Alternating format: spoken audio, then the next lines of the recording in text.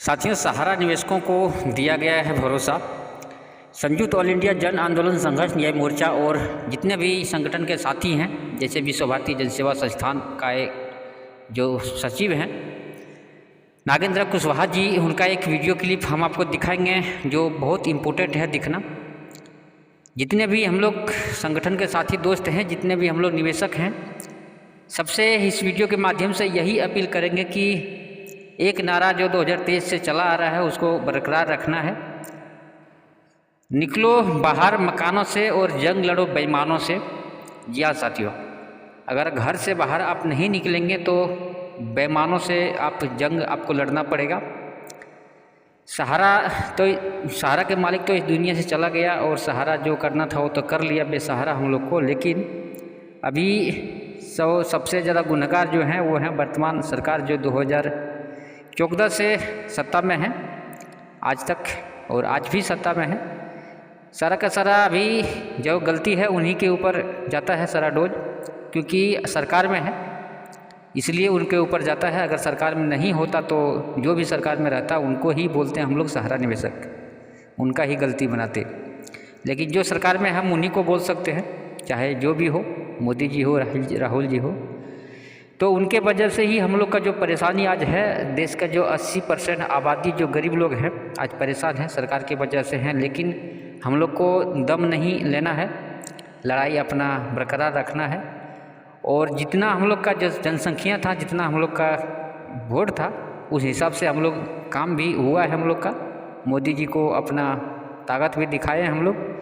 तो सभी सहारा निवेशकों से निवेदन करूंगा कि आप लोग अपना जनसंख्या बढ़ाएं, अपना सोशल मीडिया के माध्यम से हो या जैसे भी हो। हम लोग जब तक एकजुट नहीं होंगे तब तक समाधान नहीं हो पाएगा। जितना हम लोग एकजुट हुए हैं उतना वर्क हुआ है, उतना काम हुआ है, और जितना हम लोग जल्दी एकजुट हो जाएंगे उतना जल्दी हम लोग का पैसा मिलने की उम्मीद बढ़ेगा। तो चलिए नागेंद्र कुमार कुशवाहा जी का आपको एक वीडियो क्लिप दिखाते हैं। उस वीडियो क्लिप को पूरा देखिएगा और ज़्यादा से ज़्यादा वीडियो को शेयर भी करिएगा। साथियों, पूरे देश के जितने भी हमारे सहारा के पीड़ित जमाकर्ता और हमारे पीड़ित कार्यकर्ता भाई जो भी इस वीडियो को देख रहे हैं, उनसे मेरी गुजारिश है, ज़्यादा आप लोग विचलित ना होवें, ज़्यादा परेशान होने की ज़रूरत नहीं है। कई वर्षों से भुगतान न मिलने के कारण हम लोग काफ़ी दुखी और काफ़ी पीड़ित हैं, और न्याय के लिए हम लोग अपने नेता, विधायक, सांसद के दरवाजे पर यहाँ से वहाँ से वहाँ ठोकरें खा रहे हैं, किंतु सही जगह हम लोग अभी तक पहुँच नहीं पाए थे। वो है हमारा माननीय सुप्रीम कोर्ट, जहाँ से सारे केसेस चले हैं सहारा का, सारे मामले वहीं से हुए हैं। वहाँ तक जाने में हम लोगों ने काफ़ी देर कर दिया है। खैर, देर आए दुरुस्त आए। विश्व भारती जनसेवा संस्थान पूरी मुस्तैदी से अन्य सुप्रीम कोर्ट में आज खड़ा है अपने देश के 10 करोड़ जमाकर्ताओं का भुगतान करवाने के लिए। हम लोगों ने माननीय सुप्रीम कोर्ट में जो पिटीशन दायर किया है उसमें बहुत सारी चीज़ें दिया गया है। आज जो भी चीज़ आप देख रहे हैं उसी का साइड इफेक्ट शुरू हो चुका है, और ये अभी छोटी सी झलक है। आने वाले दिनों में कई गिरफ्तारियां भी होगी, वो भी आपके बीच में ही आएगा। क्योंकि आप सबको पता है कि सहारा ने रियल एस्टेट और हाउसिंग बॉन्ड में करीब 24,000 करोड़ रुपया तो इनका ऑन रिकॉर्ड था, जो इन लोगों ने खुद ही घोषित किया था। उसके अलावा उससे ज्यादा भी पैसा इन लोगों ने लेने का काम किया था।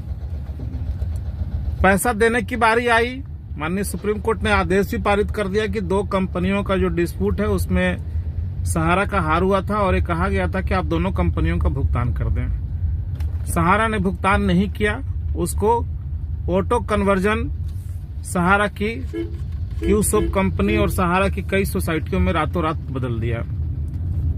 और आज तक 12 साल से लगातार माननीय न्याय के मंदिर सुप्रीम कोर्ट में झूठ बोलता रहा कि हमने दोनों कंपनियों का भुगतान कर दिया। वास्तव में वो भुगतान हुआ ही नहीं, और जमाकर्ता को इस लायक भी नहीं छोड़ा कि सेबी के दफ्तर में जाकर के हम लोग अपने पैसे का भुगतान करें। तो साथियों, सीधी सी बात है कि जो पैसा रियल एस्टेट और हाउसिंग बॉन्ड में लिए गए थे वो पैसा आखिर है कहाँ? क्योंकि उसमें से मात्र 5,120 करोड़ रुपया ही सुप्रीम कोर्ट के आदेश के बाद पहला इंस्टॉलमेंट सहारा ने सेबी को जमा करवाया था। बाकी के 20,000 करोड़ कहाँ हैं जो खुद ही उसने घोषणा की थी। क्योंकि इन्होंने जब जमाकर्ताओं को भुगतान दिया ही नहीं, केवल कागज को पलट दिया, वो पैसा कहाँ है? तो क्या मनी लॉन्ड्रिंग का मामला नहीं बनता है क्या? अगर इस पर ईडीआई रेड नहीं, ईडी और सीबीआई का रेड ना पड़ेगा तो किसका पड़ेगा? ये तो बहुत पहले होना चाहिए था। दुर्भाग्य से ये हो नहीं पाया, तो अब तो होगा ही ना। इसके आगे भी बहुत कुछ होगा। आखिर वो पैसा है कहाँ? विदेश में पैसा कैसे ट्रांसफर हुए? विदेश में इतनी सारी संपत्तियों का मालिक सहारा के जो दोनों कुपुत्र हैं, ये कैसे बन गए? आज इस देश में एक नंबर तरीके से लोग कारोबार करते हैं और विदेश में संपत्ति खरीदने के लिए कितना पापड़ बेलना पड़ता है, और उसके लिए भी कई तरह का जांच से गुजरना पड़ता है, तब जाकर के विदेश में आप कुछ कर पाते हैं। कहां से इतना कुछ हो गया? आज हमारे बच्चे फीस न देने के कारण स्कूल से निकाले जाते हैं। हमारे घर चलाने के लिए पैसा नहीं है और हमारे ही पैसे से विदेश में दोनों बच्चे इनका अय्यासी कर रहे हैं। तो मामला तो बनता है ना। आम आदमी को सोया हुआ है तो उसको सोने दो। उसकी जो जरूरतें हैं वो तुमसे मांगता भी नहीं, जो तुमको दिया है वही मांगता है। और जब उस पर लानत आएगी, उनका दिया हुआ धन को अगर हड़पोगे, उनको रोड पर लाने का काम करोगे, तो आखिर आम जनता जागेगी तो तुमको तो ये हश्र होगा ही होगा, परेशानी में तो पड़ोगे ही। तो आम आदमी आज का तारीख में जाग चुका है। वो अपना अधिकार लेना जानता है। संवैधानिक दायरे से कैसे क्या हमको करना है वो सारी चीजें हम लोग जानता है। थोड़ा देर हुआ, इसमें कहीं से दो राय नहीं है, लेकिन जो भी होगा अब अच्छा होगा।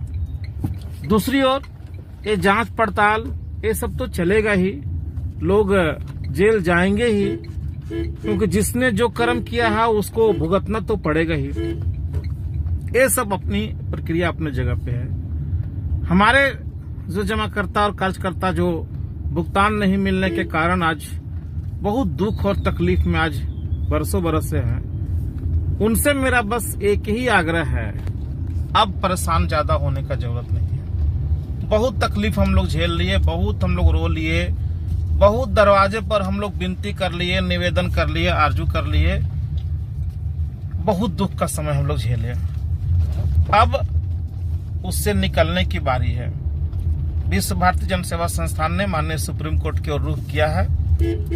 बहुत जल्द जो डाटा बना है, मतलब जो डाटा का काम चल रहा है, बहुत जल्द कंप्लीट करके इसको लगाया जाएगा और इसी से आप सबका भुगतान सुनिश्चित होगा।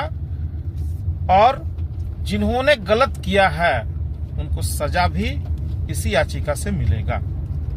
लीगल टीम काफी मुस्तैदी से काम कर रहा है। हर चीज पर बारीकी से नजर रखा जा रहा है और आज का जो चीज है वो एक छोटा सा झलक है। इससे बहुत ज्यादा परेशान होने की जरूरत नहीं है और न बहुत ज्यादा खुशी मनाने का जरूरत है। अपने आप को हम लोगों को बैलेंस में रखने का ये टाइम है। समय का इंतजार कीजिए जब तक अपना पैसा हमको न मिल जाए और इन पापियों को इनके किए हुए कर्मों को सजा न मिल जाए। जंग जारी रहेगी, लड़ाई जारी रहेगी। थोड़ा सा और इंतजार कीजिए। सभी को नमस्कार, धन्यवाद।